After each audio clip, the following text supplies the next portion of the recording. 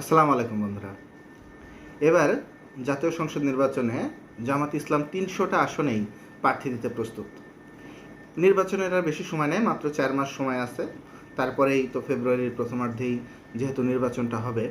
কিন্তু এখন পর্যন্ত দেশের মানুষ জামাত ইসলামের কাছে এখনও সুস্পষ্ট বক্তব্য পায় নাই তাদের আসলে রাজনৈতিক বন্দোবস্ত আসলে কীরকম হবে।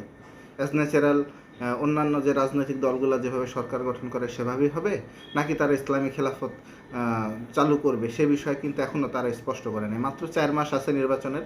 ৪ মাস পরেই ফেব্রুয়ারির প্রথমার্ধেই, অর্ধেক প্রথমার্ধে যেটা আর কি, তার মধ্যেই নির্বাচন হবে।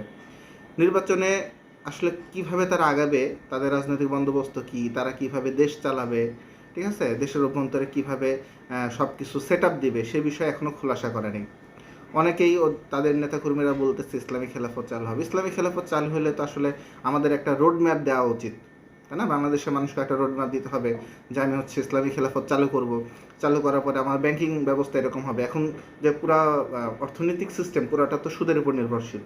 সবচেয়ে গুরুত্বপূর্ণ সাইট হচ্ছে কিন্তু ব্যাংকিং সিস্টেম, অর্থনৈতিক সিস্টেম। এই বিষয়টা অন্তত ক্লিয়ার করা উচিত যে আপনারা যদি খেলাফত চালু করেন তাহলে তো এই সুদি ব্যাংকগুলো বন্ধ করে দিতে হবে। তাহলে তার অল্টারনেটিভ কী হবে সেটা অবশ্যই আপনাদের জানানো উচিত। এই প্রশ্ন আপনাদের কাছে রাখলাম, আশা করি আপনারা এর উত্তর দেবেন আমাদেরকে। তো ঠিক আছে, আর নতুন নতুন ভিডিও নিয়ে আবার সামনে আসবো। আর অবশ্যই আপনারা আমার এই চ্যানেলটা সাবস্ক্রাইব করবেন, আর যদি ফেসবুক থেকে দেখেন তাহলে অবশ্যই ফলো করবেন পেজটা। আমার জন্য দোয়া করবেন। ভালো থাকবেন। আসসালামু আলাইকুম।